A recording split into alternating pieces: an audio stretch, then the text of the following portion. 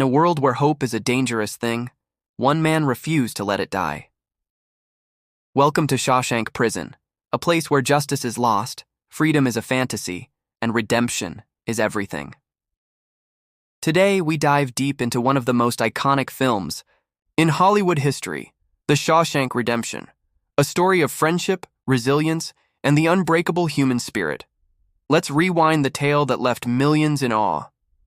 In 1947, Andy Dufresne, Tim Robbins, a banker, is convicted of murdering his wife and her lover, a golf professional. He is sent to the notoriously harsh Shawshank Prison to serve 2 consecutive life sentences since the state of Maine has no death penalty. Andy keeps claiming his innocence, but his cold and calculating demeanor leads everyone to believe he did it. Ellis Redding, Morgan Freeman, also known as Red, was a contraband smuggler serving a life sentence. Red is being interviewed for parole after having spent 20 years at Shawshank for murder. Despite his best efforts and behavior, Red's parole is rejected, which doesn't faze him all that much. An alarm goes off, alerting all prisoners of new arrivals. Red and his friends bet on whichever new fish will have a nervous breakdown during his first night in prison. Red places a huge bet on Andy. During the first night, an overweight newly arrived inmate nicknamed Fat Ass breaks down and cries hysterically, allowing Haywood William Sadler to win the bet. However, the celebration is short-lived when the chief guard, Byron Hadley, savagely beats up the fat man for not keeping quiet when he is asked to. Meanwhile, Andy remains steadfast and composed. The next morning, the inmates learn that Fat Ass died in the infirmary because the prison doctor had already left for the night. Andy inquires about the man's name only to get put down by Haywood. Though other prisoners consider Andy a really cold fish, Red sees something in Andy and likes him from the start. Andy approaches Red to smuggle a pick for him, an instrument he claims is necessary for his hobby of rock collecting and sculpting. Red believes that Andy intends to use the pick for his escape, but then Red sees how small the pick is. Andy is beaten and sexually assaulted on a regular basis by other stronger inmates, led by Boggs Diamond, Mark Rolston. During the first 2 years of his incarceration, Andy spends most of his time working in the prison laundry or fighting off Boggs. In 1949, when a work detail for tarring the roof of one of the prison's buildings is announced, Red pulls some strings to get Andy and a few of their mutual friends assigned to the job, giving everyone a break from the usual routine and a chance to enjoy the fine weather. Andy overhears the captain of the guards, Byron Hadley, complaining about being taxed on an inheritance and offers to help him shelter the money legally.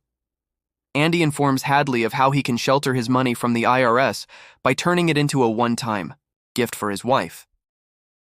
He then offers to assist Hadley in filling out the paperwork in exchange for some cold beers for his fellow inmates while on the tarring job.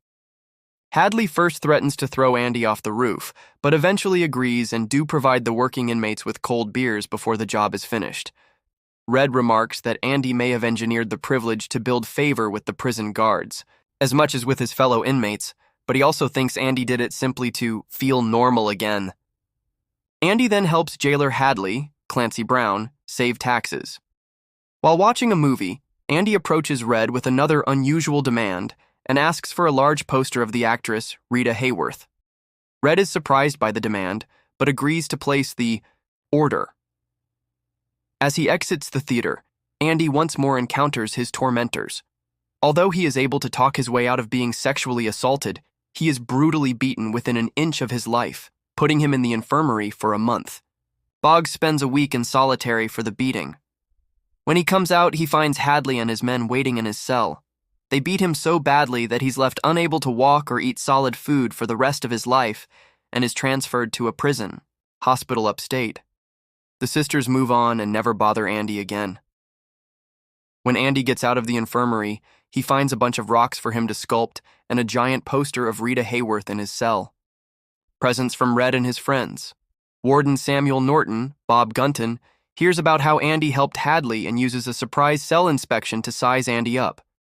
He finds Andy reading his copy of the Holy Bible, and they talk about their favorite verses, while the guards are turning the cell upside down looking for illegal possessions. Satisfied with their encounter, the warden leaves and almost forget to give Andy his Bible back. He then encourages Andy to keep reading the Bible, saying, "Salvation lays within."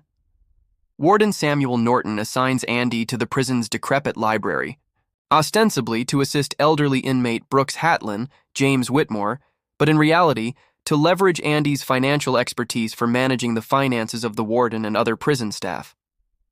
Andy also starts writing weekly letters to the state legislature, requesting funding to improve the library. His financial support practice is so appreciated that even guards from other prisons, when they visit for inter-prison baseball matches, seek Andy's financial expertise. Andy's client expands greatly and eventually includes Warden Norton himself. Not long after, Brooks suddenly snaps and threatens to kill Haywood in order to avoid being paroled. Andy is able to talk him down. Brooks is paroled in 1954 after serving 50 years but cannot adjust to the outside world. Brooks goes to live in a halfway house. He is also given a job at a supermarket which he hates. Finding it impossible to adjust to life outside the prison, he eventually commits suicide, leaving the message, "Brooks was here," carved on a wooden beam. After years of Andy's ceaseless letters, Andy receives $200 from the state for the library, along with a collection of old books and phonograph records. The legislature sends a library donation that includes a recording of The Marriage of Figaro. Andy plays an excerpt over the public address system, experiencing a moment of personal freedom before he is punished with solitary confinement. After his release from solitary, Andy explains to a dismissive Red that hope is what gets him through his sentence. Though the state Senate thinks this will be enough to get Andy to halt his letter-writing campaign, he is undaunted and redoubles his efforts. Not long after, Red has a new parole hearing and realizes he's been in prison for 30 years. Now, he uses the exact same words he used 10 years earlier, only with no enthusiasm at all. His parole is rejected again. Andy gives him an harmonica to commemorate his 30 years, which Red replies by offering Andy a giant poster of Marilyn Monroe to commemorate his 10 years.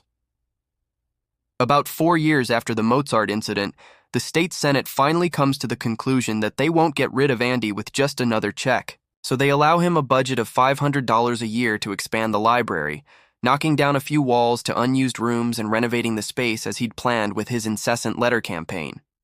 Andy uses the funds wisely and makes deals with book clubs and charities to create the best prison library in the state and names it after Brooks. With the enlarged library and more materials, Andy begins to mentor inmates who want to receive their high school diplomas so they can get decent jobs once they're out, warden. Norton profits on Andy's knowledge of bookkeeping and devises a scheme whereby he put prison inmates to work in public projects, which he won by outbidding other contractors, cheap labor from the prisoners. Andy launders money for the warden, using a fake identity, Randall Stevens. Randall Stevens officially has a birth certificate, social security number, and driver's license. Should anyone ever investigate about the scheme, they will chase a man who only exists on paper. Andy shares the details with Red, noting that he had to go to prison to learn how to be a crook. In 1965, Tommy, Gil Bellows, comes to Shawshank, a young inmate convicted of burglary. When Tommy explains that he's been going in and out of prison ever since he was 13 years old, Andy suggests that Tommy should consider another line of work besides theft because he seems to be not so good at it. The suggestion really gets to Tommy, who is also a father to a young child, and he asks Andy to help him work on earning his high school equivalency diploma. Though Tommy is a good student, he is still frustrated when he takes the exam itself. Crumpling it up and tossing it in the trash, Andy retrieves it and sends it in anyway. Red tells Tommy about Andy's case. Tommy is visibly upset at hearing Andy's story and tells Andy and Red that he had a cellmate in another prison who boasted about killing a man who was a professional golfer at the country club he worked at, along with his lover. The woman's husband, a banker, had gone to prison for those murders. When Andy informs Norton, the warden refuses to act. Although Andy promises to keep the money laundering a secret, the warden becomes furious and orders him to solitary for a month. The inmates discuss the sentence, mentioning it is the longest time in solitary that they've ever heard of. They also realize that Andy may truly be innocent after all and has spent almost 20 years in prison for a crime he didn't commit. Tommy, receives a letter from the Board of Education announcing that he has passed the exam and now owns a high school diploma. A guard passed the news to Andy in his solitary cell, which makes him smile a little. One night, Tommy is escorted outside at night to have a private meeting with the warden. Warden Norton asks him if the story he told Andy is true, and if he would be willing to testify on Andy's behalf. Tommy enthusiastically agrees. The warden smiles at him before nodding to Hadley to shoot him dead. When the warden visits Andy in solitary, he tells him that Tommy tried to escape and that Hadley had no choice but to shoot him. Andy doesn't buy that story and tells Norton that everything stops and that he's not going to work for him anymore. In the end, Andy didn't just escape a prison, he escaped despair. And Red, well, he found something even more powerful than freedom: hope. That was the Shawshank Redemption, a story that reminds us that no cage can hold the human spirit forever. If you enjoyed this recap, don't forget to like, subscribe, and hit the bell so you never miss another journey through cinema's greatest stories. Until next time, get busy living or get busy dying.